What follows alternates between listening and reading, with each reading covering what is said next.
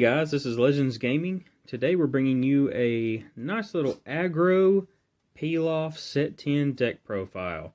So for those of you who are new to the channel, make sure you hit that like, hit that subscribe, and hit that notification bell so you don't miss any of the future goods coming out.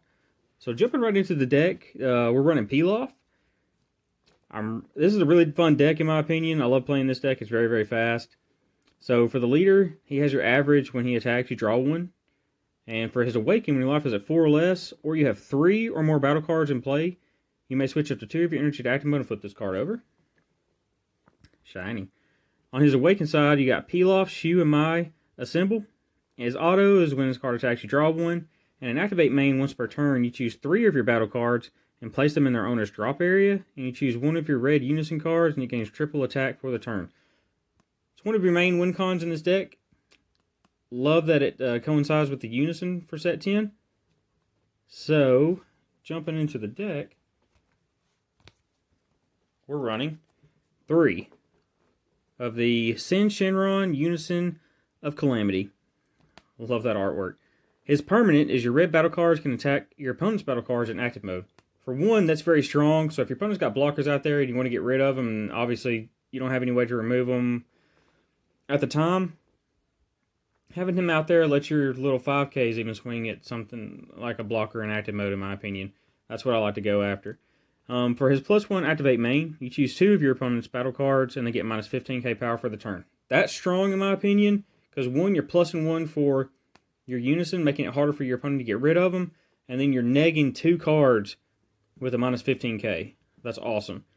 And his other activate main for -2, you look at your opponent's hand and choose up to 1 battle card with 25k power or less from it and discard it. That, in my opinion, is very, very strong. Because regardless of what you pull out of your opponent's hand, you're getting to look at what they have. And that is awesome. So, for early game pressure, we're running 3 of the Intensifying Power Trunks. He's just your average. You play him, swing, take a life to help you awaken, and then he gains 10k in critical. So next we're running 2 of the Fortune Teller Baba Earth Seer. Can't run an Earthling deck without this card in my opinion. It's just so versatile. I love it. Its first auto is when you play this card, you choose up to 1 of your Earthling cards in your leader or battle area, and it gets 5k power for the duration of the turn. And then for a second auto is when you combo with this card from battle area, you draw 1, then choose up to 1 of your opponent's battle cards, and it gets minus 15k power for the turn. So you're plussing on yours, drawing and negging something on your opponent. Next we have 3 of the Oolong Goku's Pal. This one coincides really well with your Unison. His auto is when this card is played, you draw 1, and then for an activate battle, you place this card in its owner's drop area and choose 1 of your red Unison cards, and it gets a plus 10k power for the turn. He's something that you kind of want to wait till the end or try to keep on your board so that when you use your leader to give your Unison that extra triple attack, then you can sack him and give your leader, your Unison card another 10k.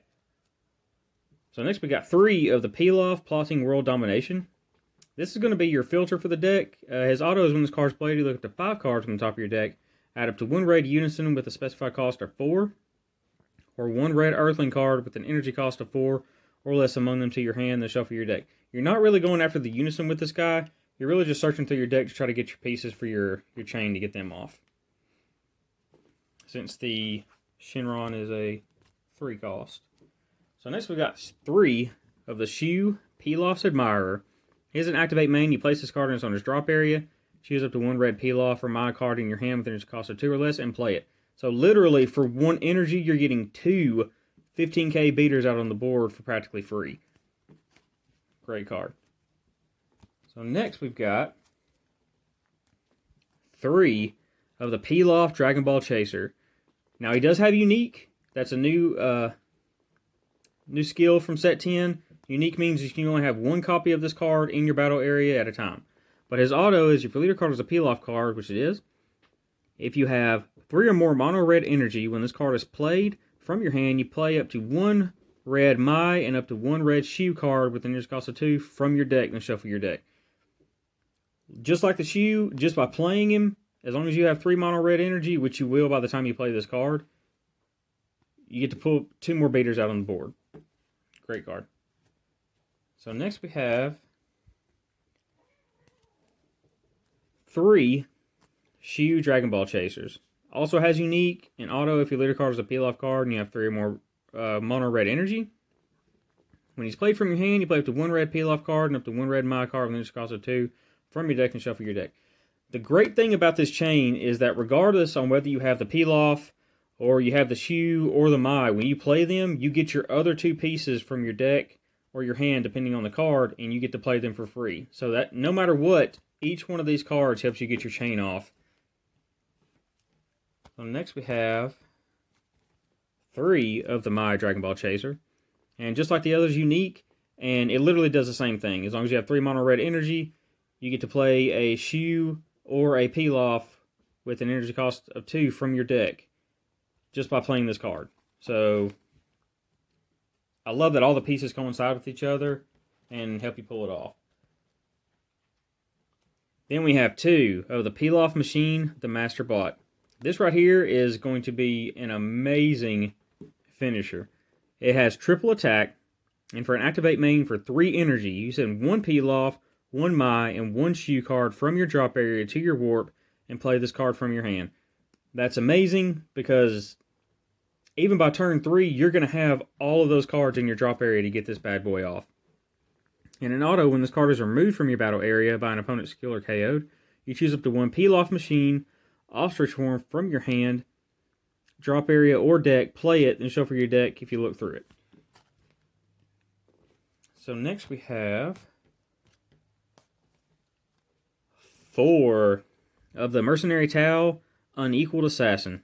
I love this card. He does have unique, but he has an activate main if your leader card is red, and you have 3 or more non-token battle cards in play, which, like I said, you play 1 of the Pilaf, Shu, or Mai, and you bring the other 2 out, so you're going to have 3 battle cards in play. You get to play him from your hand for free, and he gains critical for the turn. So for free, you have a 15k beater. So we're running 4 of those. Next, we're running 2 of the Bulma, the Bunny Girl. I really like this card because with all the counterplays and everything that are out right now, if you're trying to get your chain off and for whatever reason your opponent play something to neg the card or a counterplay to bounce it so that you don't get your chain off, she'll come out for free. So she's a unique blocker, and when one of your red Earthling cards other than a Bulma card is removed from your battle area by an opponent's skill, you may play this card from your hand. If you do, play up to 1 red Earthling, only battle card with an energy cost of 4 or less from your drop area. That is awesome. So essentially what it does is if they bounce your Pilaf or your Mai or your Shu, that helps get your chain off. You play her for free, and then you get to bring one of them back and start your chain all over again. So it's basically you saying, nah, it's going to go through. Super combo, I had to go with Bulma, Out Adventuring. I love this card, love the artwork. She has a neat little auto. If your leader card is red and you and your opponent have a total of 8 or less life, when this card is used in a combo, you draw 1. Then if it's your turn, you choose up to 1 red Earthling card with an energy cost of 1 in your hand and play it. So like your 1-drop Pilaf that searches through the top 5 to help filter through your deck, or your Baba that gives +5 a draw and a -5. Those are very, very good targets to play with the super combo. Now, one of my favorite cards in this deck. We have 3 of the Belmod Double Devastation. I know what you're thinking. It's green, man. Why are you running green in here? Well, for one, he's a blocker, but an activate main, see, because you're not going to actually play this card. From an activate main, you're going to choose 3 of your battle cards and place them in the owner's drop area and place this card from your hand. So if you get your Mai, your Shu, and your Pilaf and you swing and you want to go for added extra pressure and you have more pieces in your hand that you can play to get your chain off again, you'll activate his main from your hand. You'll choose your Mai, your Shu, your Pilaf, you bounce them to your drop. You'll play him, and then you'll start your chain all over again. So it's swing, swing, swing, bounce, play, get your chain off again, swing, swing, swing. And then you just got a free blocker on the board. So next we've got 2 of the Pilaf's Castle. He is your field card. When your leader card is a red Pilaf, and it is, and you choose 2 cards from your hand and place them at the bottom of your deck in any order. When you activate this card, you draw 3 cards. That is awesome. For those of you that know what this bad boy is right here, since he has severely gone up in price, that's why I only have 1. The second I can get a hold of more, the Pilaf's Castles are coming out, and I'm popping 2 more of him in. But his is this one on steroids. So he has an activate main for 1. You remove this card in your drop area from the game. You choose up to 2 cards in your hand and place them at the bottom of your deck in any order, and draw cards equal to the number of cards you place at the bottom of your deck with this skill. Then for the turn, if your opponent plays a battle card with 20k power or less, they choose 2 cards from their hand and send them to the warp. That is awesome. So you got a nice little hand destruction for red there. And everybody knows if you're running red, you need to be playing my man Topo, Righteous Aid. For people that know this, an amazing card. This is what's literally going to stall your opponent for his entire turn and cause them to not swing, period, and just go ahead and pass turn. He's a counterattack, and as long as your opponent's turn, he drops from a 4 cost to a 2. You'll play him, and he'll negate the attack, and for your opponent to swing with anything for the rest of their turn, they got to bounce 2 cards from their hand. So like I said, most of the time when your opponent sees that, they'll just go ahead and pass off and let you take it from there. Also, we have 2 of the Bardock Awaken Instincts. I absolutely love this card. For an overrealm of 4, when you play this card, with overrealm, you draw 2 cards and choose 1 card in your hand and place it in your drop area. I love that just because you have the cards that filter stuff from your drop and bounce back. So that helps you get it off, plus it's a 20k beater. I deck tech this in every single one of my decks, no matter what it is, because no matter what the reason, if you can't get your win cons off, but you know that you can out-combo them, you need Champa, man. You just go ahead and you swing, combo, double strike, go for game. And since we're running red, I had to throw in Frieza, Army Reborn. Love this card. For 1, it's a quadruple strike. And his permanent is when your life is at 2 or less, you reduce the energy cost of this card in your hand by 3. So it becomes a 5 cost, which makes him very, very plausible to play. But his auto is when you play this card, your opponent reveals their hand, so you get to see what they got again. Choose up to 1 card in your opponent's hand and place it in their drop area. Then choose all of your opponent's battle cards with 40k power or less, ignoring barrier, and KO them. I love this card because it doesn't specify a battle card, etc., etc. So if you know they've got a negate by looking in there, you bounce their negate, you swing, go for game. So guys, that was our deck profile for Mr. Pilaf. Like I said, I love playing this deck, and if you want to give it a shot, let me know what you think of it. Y'all have a good one.